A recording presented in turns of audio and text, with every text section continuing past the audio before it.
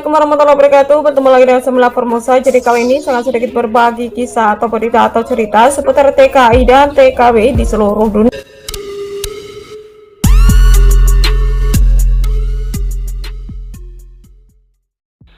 Halo guys, alhamdulillah ya. Jadi ini kabar gembira buat kita semua atau TKI dan TKW khususnya yang berada di Taiwan. Nah, jadi akhirnya Taiwan resmi menurunkan dari siaga 3 ke siaga 2. Nah, berikut 3 poin penting yang wajib diperhatikan bagi teman-teman ya yang akan bepergian atau liburan agar tidak terkena masalah atau denda. Nah, di sini saya akan tekankan ya guys. Jadi, walaupun ya Taiwan sudah menurunkan siaga 3 ke siaga 2, tapi ada beberapa peraturan yang wajib kita patuhi guys. Berita yang kedua adalah info penting atau nomor telepon penting yang wajib TKI atau TKW Taiwan ketahui saat ada masalah dengan majikan atau pekerjaan jika agensi tak mau bantu. Oke guys, sekarang kita langsung bahas berita yang pertama. Peraturan resmi mulai berlaku dari tanggal 27 Juli 2021, yaitu kita sudah diperbolehkan makan di restoran dan kumpul bersama teman-teman. Nah, ini diperhatikan ya buat teman-teman. Jadi mulai berlakunya itu baru tanggal 27 Juli, yaitu tepatnya pada hari Selasa. Jadi yang mau libur untuk minggu ini ditahan dulu ya, karena peraturan ini baru akan berlaku pada hari Selasa guys. Jadi kalau misalkan yang teman-teman mau libur ya ditunda minggu depan gitu. Kalau untuk minggu ini itu kita masih mengikuti peraturan yang sebelumnya. Nah, jadi walaupun sudah turun ke siaga 2, kita juga masih tetap wajib mematuhi peraturan prokes yang berlaku. Jadi yang pertama adalah selain makan ya, saat di luar kita juga wajib memakai masker. Jadi teman-teman perlu diperhatikan ya, walaupun sudah siaga 2, kita juga masih tetap wajib memakai masker.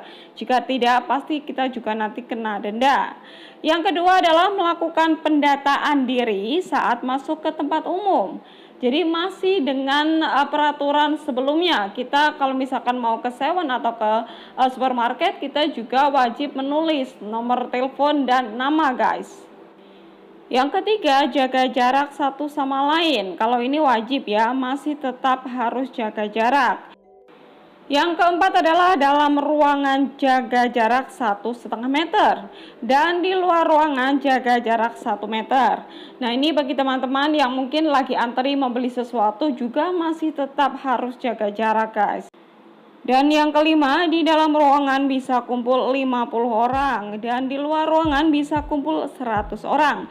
Nah, ini diberi kelonggaran ya guys ya, dimana peraturan sebelumnya itu kita hanya diperbolehkan kumpul kurang dari 5 orang di dalam satu ruangan. Ya, jadi ini diberi kelonggaran menjadi 50 orang. Dan yang keenam adalah peraturan makan di restoran harus sesuai dengan peraturan yang diberikan komando pandemi. Untuk sekolah ya, tempat les juga sudah mulai dibuka. Acara jalan-jalan paling banyak 50 orang. Jadi untuk tempat olahraga, tempat main bowling, biliar juga sudah mulai dibuka. Pesta pernikahan, tempat makan di supermarket juga sudah diperbolehkan. Nah, buat teman-teman yang mungkin mau makan di restoran gitu atau toko Indonesia juga tetap jaga jarak ya. Untuk tempat duduknya juga harus selang-seling begitu guys. Nah, untuk aula sendiri saya belum tahu pasti apakah sudah diperbolehkan untuk duduk dan berkumpul di situ, karena kan ini hanya 50 orang ya diperbolehkan di satu ruangan. Ya mungkin boleh tapi dibatasi begitu guys. Jadi bagi teman-teman yang sekiranya ingin liburan di Taipei ya, khususnya di aula juga diperhatikan jika di situ ada tertulis tidak diperbolehkan duduk di situ ya jangan duduk di situ guys. Karena kan ini belum, maksudnya masih di siaga 2 begitu. Jadi kita juga masih harus mengikuti atau mematuhi peraturan yang berlaku. Dengan kerjasama yang baik akhirnya Taiwan bisa melalui ya guys ya, dimana kita beberapa bulan ini dilarang untuk bepergian atau mungkin sangat dibatasi aktivitas kita. Tapi alhamdulillah sekarang sudah membuahkan hasil, dimana penurunan kasus COVID itu sangat luar biasa guys, dan ini wajib diapresiasi dan diacungi jempol ya. Saya ikut bangga, saya ikut bahagia dan senang lah akhirnya setelah kita melalui beberapa bulan kita dibatasi untuk beraktivitas, bahkan berkumpul atau mungkin bertemu dengan teman-teman, akhirnya kita sekarang sudah bisa bernafas lega. Walaupun ya itu tadi kita juga harus selalu mematuhi peraturan yang berlaku, karena di sini saya tekankan belum bebas ya. Jadi untuk Taiwan sendiri kasus COVID-nya itu masih ada, tapi kan sangat berkurang banyak gitu. Makanya kita diberikan kelonggaran dalam beraktivitas, tidak seketat di siaga 3 guys. Ya kita sama-sama berdoa ya guys, semoga COVID-19 itu cepat berlalu, nggak cuma di Taiwan tapi juga di Indonesia. Nah seperti kita ketahui ya guys, untuk kasus COVID di Indonesia itu sangat tinggi, bahkan sampai-sampai itu ada beberapa atau 6 negara itu melarang ya warga negara Indonesia untuk masuk ke negaranya, diantaranya ada Hong Kong, Singapura, Saudi, Taiwan, juga Oman. Nah kalau untuk Taiwan sendiri ini memang sudah lama menutup guys, entah sampai kapan akan dibuka kembali. Tapi kalau untuk Hong Kong itu baru-baru ini saja, dan entah sampai kapan akan dibuka kembali. Yang pastinya menunggu sampai keadaan Indonesia membaik, dan mereka juga mengambil kebijakan ini untuk melindungi warga negaranya yang pastinya ya guys. Nah di sini saya akan sedikit berbagi info penting buat teman-teman yang berada di Taiwan khususnya. Ini adalah nomor penting yang wajib teman-teman punya guys. Nah seperti kita ketahui, ternyata itu di luar sana masih banyak teman-teman kita yang kebingungan ya saat terkena masalah itu harus mengadu ke siapa selain ke agensi. Dimana kita tahu bahwa agensi itu tidak semua baik, ini fakta ya. Nah, jadi ketika kita bermasalah dan agensi tidak mau membantu, masih ada Depnaker, yaitu melalui saluran bebas pulsa 1955 atau KDEI. Jadi masih banyak LSM Taiwan yang bergerak dalam advokasi pekerja migran, di antaranya. Jadi yang pertama adalah TIWA, Taiwan International Worker Association, dengan nomor telepon sekian, dan ini berada di Taipei ya guys. Dan yang kedua adalah HWC, Hope Worker Center, nomor teleponnya sekian, dan ini berada di Chongli atau Taoyuan.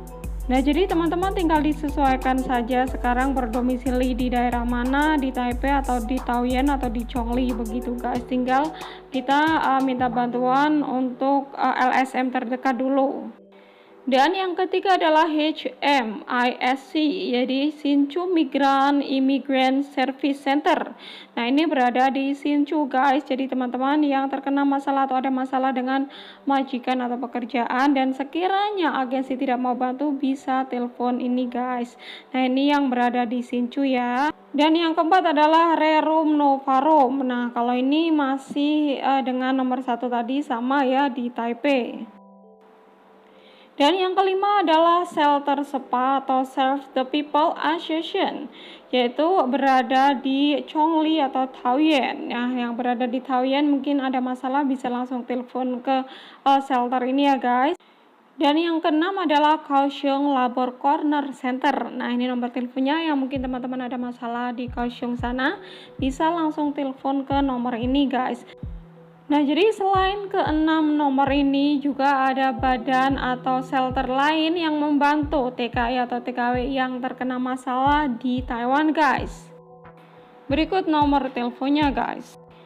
Nah, saya doakan juga buat teman-teman di luar sana ya, semoga saja diberikan panjang umur, kesehatan, rizki yang halal, rizki yang barokah, rizki yang berkah, dan semoga saja diberikan kelancaran dalam mencari rizki, diberikan majikan yang baik, diberikan kesuksesan, dan semoga saja kita nanti bisa pulang dengan selamat dan berkumpul kembali dengan keluarga tercinta di rumah. Amin amin ya robbal alamin. Nah, sekian dulu video dari saya, semoga saja bermanfaat. Terima kasih. Wassalamualaikum warahmatullahi wabarakatuh. Bye bye.